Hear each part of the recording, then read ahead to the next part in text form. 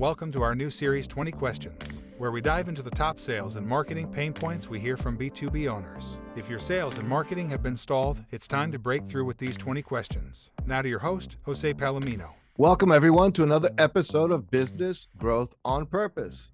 I'm your host, Jose Palomino, and as you know by now, I'm the owner, founder, and CEO of Value Prop, and we work with owners of B2B companies who are looking to get off a plateau, who maybe feel stuck right now, not quite sure why, and we help those owners and their leadership teams figure out why they're stuck, what to do about it, what to work on first, and get going. So doing this for close to 20 years at this point, really have heard a lot of different questions asked all the time, early stage, mid stage, late stage in an engagement. And so I said, well, what are some of those questions? And my team and I, we put together a list of questions. We also actually took advantage of AI technology now and asked ChatGPT a form of that question. What are owners looking for help with in terms of marketing? And so our focus in this series is marketing questions, and I've answered 15 of them in 3 prior episodes, and they were a little longer, so they might have actually been cut up by my team into 2 episodes, but you'll see them and enjoy them, hopefully. And 20 questions we've answered, and with this episode. And this is not everything that could be asked in marketing, but they cover a pretty wide swath of things that anybody who's reading, paying attention, taking advantage of what's out there right now would be asking. Now, our audience as a business, as Value Prop, and therefore this podcast, tend to be the owner, operator of a small to mid-sized B2B company, generally in that $2 to $25 million revenue range. However, I think these answers will hold up for just about anybody in the marketing continuum. And well, you'll be the judge. And that's the other thing. Let me know. Drop me a line. You can certainly just send me an email at jose@valueprop.com. You could visit me, find me on LinkedIn, connect with me, message me. Or if you want to talk to me, and if you think I might be able to help you with something that you're dealing with right now in the strategy, marketing, sales continuum, essentially revenue growth, you feel a little bit stuck, maybe revenue's okay, but profit or margin isn't as strong as it should be, any challenge at all, if you want to talk about it, see if we can help you. It's about a 30-minute conversation. All you have to do is go to Jose Palomino, Jose Palomino, Palomino, all together, josepalomino.com. And it'll bring you to my scheduler. You can get on my calendar. We'll have a Zoom conversation. I'll ask you questions about you so I know your situation and context. I'll answer any question you have about how we work and what we do and how we might be able to help you. So take a look at that when you get a chance and see if that is something you want to pursue. But let's get to it now. We're at question 16 now, and that is, what should my B2B marketing budget look like? And how can I optimize it? It's a 2-part question. I'll answer the first part because I get asked this a lot. Like, what should I spend on marketing? And then you'll see things in his articles that say it should be 5% of sales. It should be 2%, depending how big you are. It's all those kind of questions. And the way I like to answer that is, first of all, it should not be 0. So you should be spending some money every year on marketing, if for no other reason than to refresh your collateral, your website, to keep it current, to give you some materials you might need.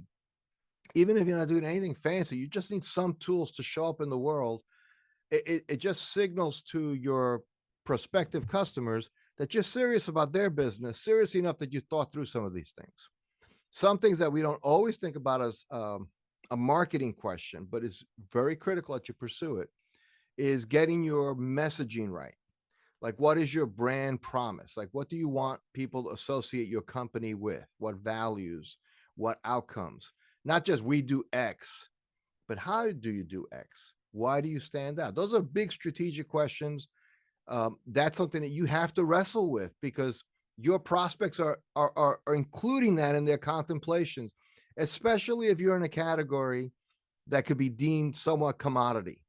So if you're a CPA, for example, and you have a nice size, a 20-person CPA practice, that's not differentiated in and of itself. Lots of CPAs can do people's tax returns and do them well. And these days, there's more and more automation, technology. So the lower end of the market is getting eaten away by technology and advances in that area if you're a CPA. So why should I deal with you? Answering that is the critical question when you start looking at, so therefore, what do I need to invest in to get that messaging right? Do I need help to do that, to figure that out? How do I articulate that in words? That's part of your marketing budget. And then how do I get that message out to the people I need to meet, that I'd like to meet? Is that going to be through online advertising? Is it going to be advertising in an industry journal that your customers read? Are you going to be doing trade shows?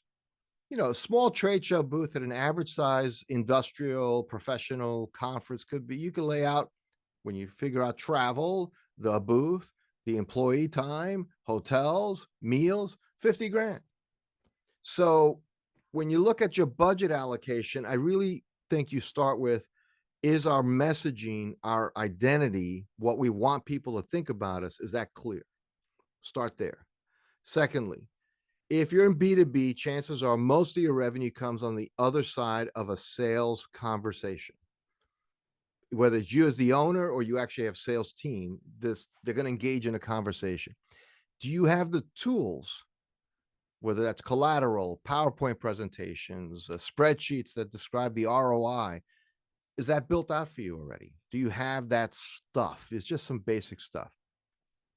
A cut sheet, a single two-side cut sheet, if you farm it out to a good firm that could do that, could be anywhere from $1,000 to $2,500 for a cut sheet on a product done from scratch with proper design. Well, that sounds like a lot, but is it really? I mean, unless you're creating new products every year, like a dozen a year, chances are you have 4 or 5 product lines. Maybe you tweak them every other year. So your one-time investment or something like that might be $10,000, $15,000.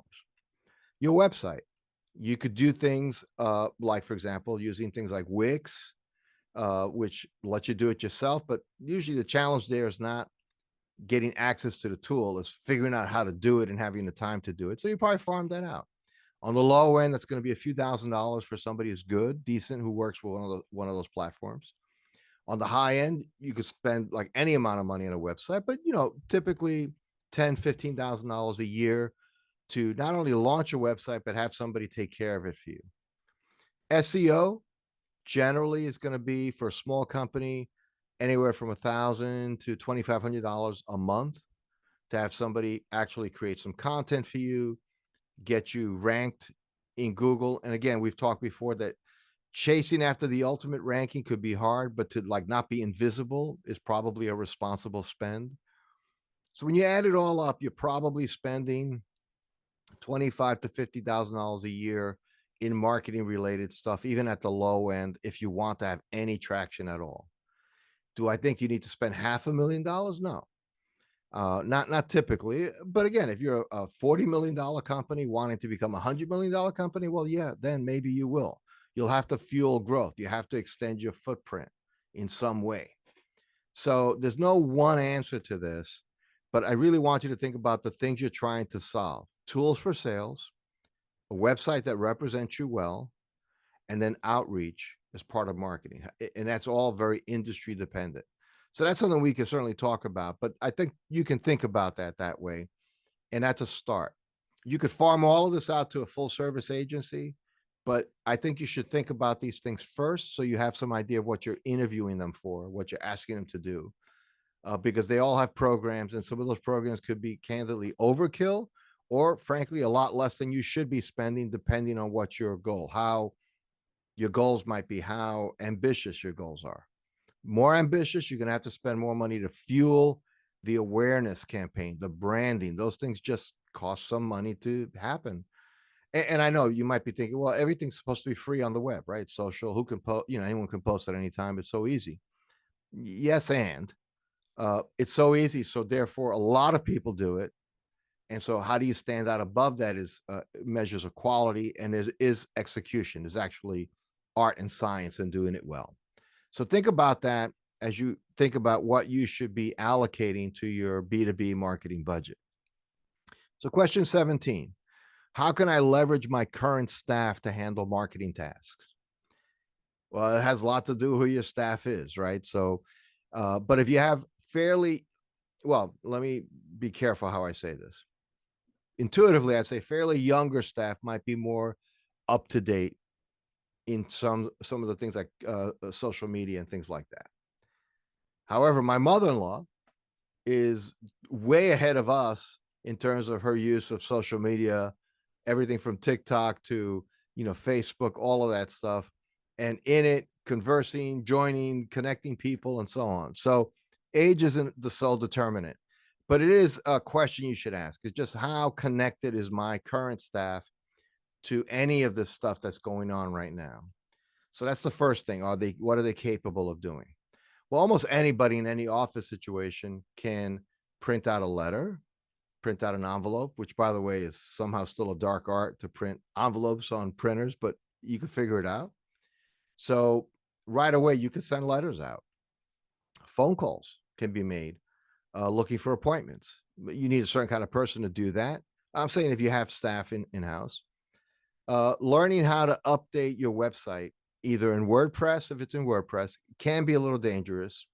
In a platform like Squarespace or Wix, it's easier for them to learn to maintain that. HubSpot, they should get training. So if there's a training day available and you're on HubSpot, for example, spend the money and send that person to it, so you're not dependent on third party all the time to do all these little things. Things like MailChimp are very learnable. Things like Calendly and other tools I've mentioned in this series, these are all learnable things. A video. I'm doing video right now on Zoom with a backdrop to keep it nice and clean. I don't know, $100, $200 USB mic to give us good sound. Just careful to make sure I have the right lighting. Now, is this studio quality? No. But most people, firstly, you might be just hearing this episode on a podcast channel, Apple, Google, Spotify. Or if you're watching this on your phone. So it has to be good enough. So there's a lot of things your staff can learn to do for you and with you. The key thing to leveraging a staff is have a realistic set of things you want them to do, and take the time, if you're the leader, you're the owner, to lay out a list of things you want them to do every month and over time. Like there's some longer term projects you'd like them to work on, and give them permission to say to you, boss, I don't know how to do this. Then you have an inflection point decision. Do you want to spend time, maybe a couple of hours a week, for them to learn that task? In which case they can learn a lot of stuff for free on YouTube and other things like that. Udemy be $20 to learn something, how to edit video or something like that. Commit to that. Or decide that you want to outsource to somebody to do the work. And that's always going to be your inflection point. But the main thing to leverage in your staff is don't just say, do marketing for me, to somebody who's never done marketing in any structured way. You're going to have to provide some structure for them so they have a shot at being successful. And if you're a little bit bigger company, you should maybe be looking at hiring somebody right out of school with a marketing degree. It might be a first job. They may only hang out with you for 2 years, depending on size company and opportunities you can show them. But they can learn a lot. They can do a lot of different things for you, which is a great learning experience for them. And you can find another one and keep doing that in series. If you want somebody doing coordinating of collateral, cut sheets, downloadable assets that would be on your website, or find one or more good third-party relationships. And for those, you really need to think through what you want from them. So you can leverage your staff for that activity and say, what do we want? We've been trying this for 6 months. What do we need third party for? What do we think that is? Let's make the punch list. So you wouldn't ask somebody to remodel your house to just say to the remodeling expert, okay, come in, get started. You would tell them, we want you to remodel this kitchen, this bathroom. This is what we want to get out of it. Specificity is the key way you can avoid massive, and it can be massive, cost overruns in outsourcing anything, or even in your internal resource consumption. So think about that. What do you want to do? Why do you want to do it? And as you get resource for it, you're being very specific. That will help contain cost from, getting crazy on you. All right. How can I build and nurture relationships with B2B influencers or thought leaders? Right. This is not going to apply to everybody on this watching this episode, but it's more important than you might think. It's basically saying there are people in your industry or in your prospect industries that if they gave a good word, a shout out to your firm by name, it would help your business.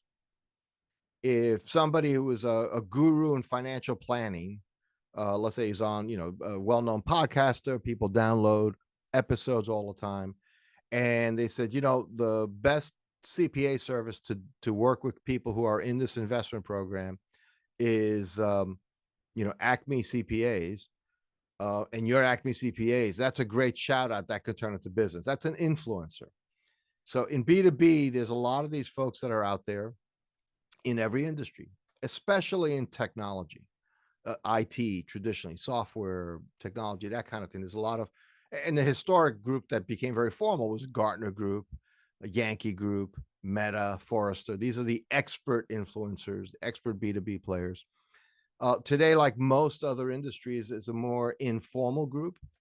So that's why they're important, and they might be important to you. So you build and nurture relationships with them, I think, by just introducing yourself. You could do that today on LinkedIn. They might ask you to do that on the page. If they're selling something like a book or magazine, I don't mean their $10,000 course, but something that you could buy and read about and then comment on to them, back to them about it. Hey, I read your book on pricing and I had a question on your chapter 3. You mentioned this, I found it to be this way, and you start dialoguing and getting known by them. Now, that's a long way around the park, but the reality is these are, if they're really well-respected thought leaders, they're not going to appreciate you just saying, hi, can you promote me? Is not going to work. So it's about long-term relationship development, and you can do it. It can be done. You're not going to get 42 of them. You might get 1 or 2, and you may decide that juice is not worth the squeeze for that much effort, and that's okay. But if you're bringing something to market that's new and fresh, and you just don't think you're known enough, like you've developed a new way to squeeze the lemon to get juice out of it, and you say, but nobody knows how to do this, in an industrial category, then you really want to work that. The other set of influencers could, of course, be big customers that are willing to go on the record with a testimonial, and they are de facto influencers. Some industries, if a big company buys a product, everyone else follows. So just think about how you might connect with people, and just remember they're people. So just like you wouldn't want to be hustled into something, they won't either. But if you have a legitimate reason to speak to them and to connect with them, you can develop a relationship, and then you become someone they're aware of, a company they're aware of. That doesn't guarantee, if they are truly a thought leader in their space, that they even will think as favorably about your stuff as you think about your stuff. So there's always the risk that you expose yourself to a thought leader who says, don't use Acme CPA. So that's the thing. You have to kind of be self-aware where you are in the ecosystem that you're competing in. Okay. So related question to this, question 19, how can I create and leverage case studies and customer testimonials for B2B marketing? Boy, this is one of the most important things you could ever do. Testimonials, they are risk mitigators. What I mean by that is somebody is researching, and we've all read the research and it's been well documented. Corporate Executive Board documented this years ago. It's been reproduced that buyers today in the 2020s, as opposed to the 20-aughts or the 20-teens, and certainly anything before that, buyers today over the last 20 years have become used to, and if you check yourself, you realize this is totally true, doing a lot more research online before reaching out to a prospective supplier. It's that simple. They're not calling until they've thought through and gotten educated.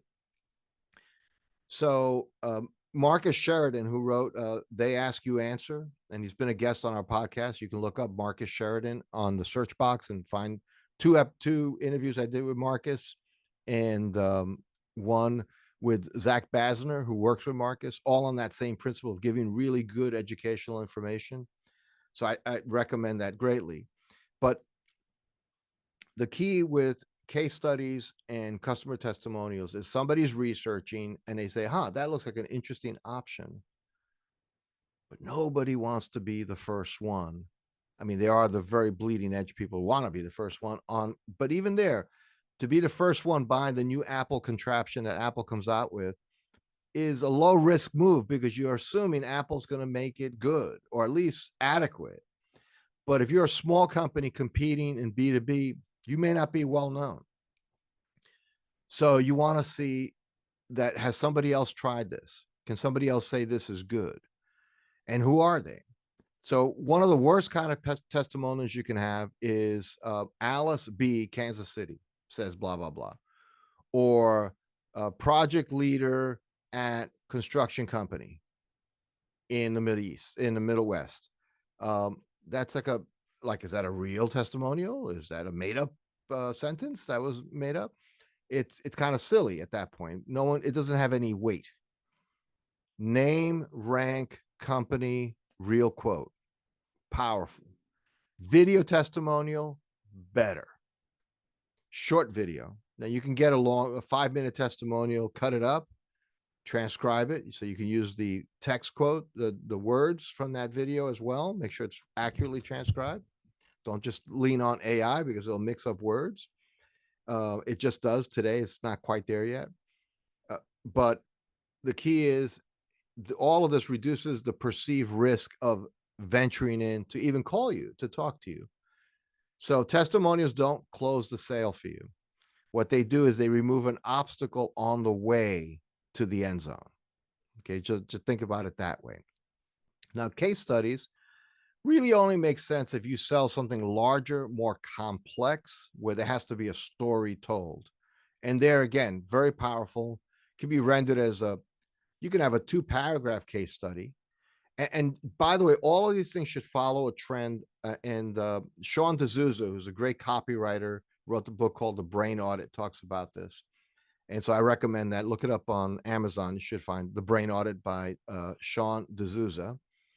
And one of the things he talks about here is the idea of how you make a testimonial reduce risk. And basically it starts off with the person saying, I had this problem. They defined the problem. I looked at these options to solve that problem. I heard about Acme, but I didn't believe they could help me because, and then I discovered that they could, and this is what happened, the results. May not be doing full justice to his system, but it's a simple idea that you want the reader or the viewer to enter into the thought pattern through the testimonial that they're going through themselves. I have a problem. I've tried this, checking out this website, but I don't know. It seems doubtful they can do that. They can't. Oh, and that's the results. That's the progression you want a case study and a testimonial to go on. Okay, here we are. Question 20, the last of this series. And I hope this has been helpful to you. Again, really would appreciate feedback. Email Jose@valueprop.com. If you want to talk to me personally, just go to josepalomino.com and you can just schedule a time and we can have a chat. I'll get to know you, you get to know me. And if it makes sense, I'll show you and explain to you various ways we might be able to help you.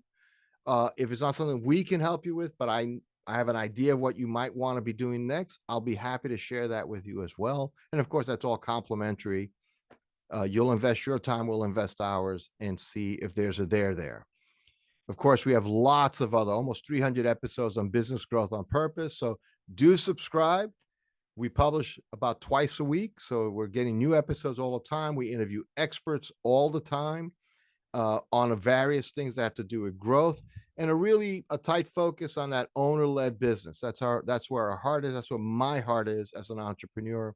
Been doing this a long time, worked with dozens and dozens of businesses, unlocked about $250 million worth of growth on just the client engagements we've worked on. and I've seen about half dozen of them go right to very, very successful exits as well. So very excited to work with entrepreneurs, with fellow business owners, and being helpful any way we can. Of course, you go to Amazon and find my book Value Prop, uh, published years ago, but it's kind of like an evergreen. The principles will absolutely still be true. We use them every day with our clients right now. And just check out any other resources on our site at valueprop.com. So here we go. Question 20. How can I align my sales and marketing to improve lead generation and conversions? Well, for very small companies, there is no sales and marketing team. It's like you're doing both. If you're a little bigger, you might have 2 or 3 salespeople, and marketing really is you. And maybe you have a VP of marketing that's sort of that. If you're a little bigger, on the bigger side of that, 20, 25, 30, $40 million, you might have both. You might actually have sales leadership, sales team, a small sales team, and an actual marketing team. So here's the idea, and think of it this way. Sales is what you do to really ultimately to convert opportunities. Opportunities being prospects, the right kind of prospects, have indicated they are considering you or would like to consider you to help solve a problem they have. Now, there is a sales activity where you're proverbially knocking on doors. You don't know if they're interested in you. You don't know if they have a problem you can solve. You're just prospecting. And there's some of that. And I tend to put that in the middle area between marketing and sales, because it's a salesperson doing the work many times, but it's really a marketing activity trying to find opportunity. So marketing does 2 things. It looks to find opportunities, but it also looks to all the necessary equipping and positioning and thinking about what market you should be in. So that's like the real strategic pieces. What sets you apart? That's the competitive analysis. How you communicate your value proposition, as really looking at your product, your value to the customer, who your ideal customer is. That's the broad market. It could be aerospace. The very specific thing could be people working on private planes, for example, or upholstery on private planes. It could be that focused. So marketing is looking at a lot of big picture issues, bringing it down to trying to find where the prospects are, and then trying to create magnets that get prospects interested in what you're offering, or at least considering you, shortlisting you. There's an overlap where sales gets involved and actually wants to pull people forward into deeper consideration, education, and then obviously involved in a selection process and persuasion, those kind of classic sales activities. So right away you start thinking, well, gee, that sounds like it's a flow, and it is. And that's the point.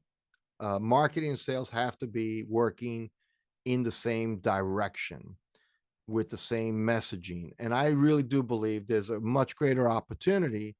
And in very large organizations, ironically, this is done less because they have kingdoms, the sales kingdom, the marketing kingdom. People have big jobs, big bonuses, all riding on what they do in each category. And they kind of talk to each other, but it's not deeply integrated. In a smaller organization, this could be much more cohesive, and it should be.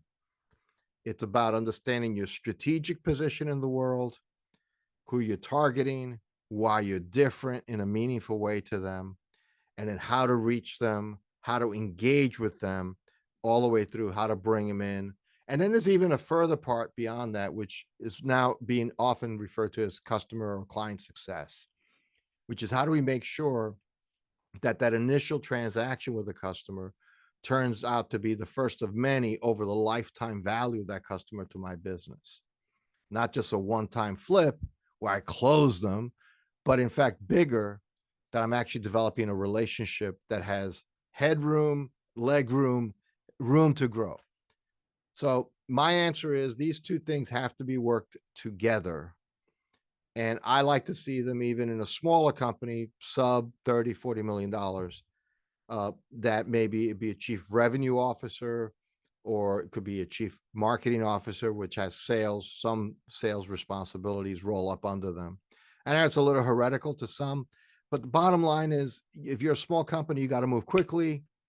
And ultimately these things roll up under the CEO owner or the CEO of a company that size that has to see who we're targeting, how are we different for them, how are we engaging them, and then how are we going through a sales process that actually gives them the comfort, the certainty that they can choose us. So on that note, those are the 20 questions we've gone through.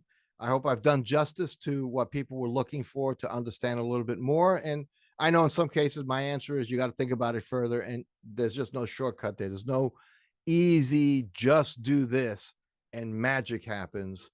I know there are people out there who will speak in those terms. I'm not one of them.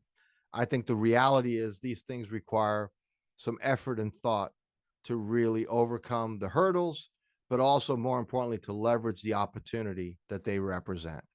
So until next time, to your success, as always, it's been my pleasure. Jose Palomino here, CEO of Value Prop, and I'll look forward to seeing you on the next episode of Business Growth on Purpose. Thanks for listening to another episode of Business Growth on Purpose. If you like the show, hit subscribe and leave us a review to help other people find the podcast. And if you're ready to take the next step in driving intentional growth for your business, come check out what we're doing at valueprop.com. We've developed industry-leading programs and systems to help B2B owners take control of their growth. Until then, thanks for listening to another episode of Business Growth on Purpose.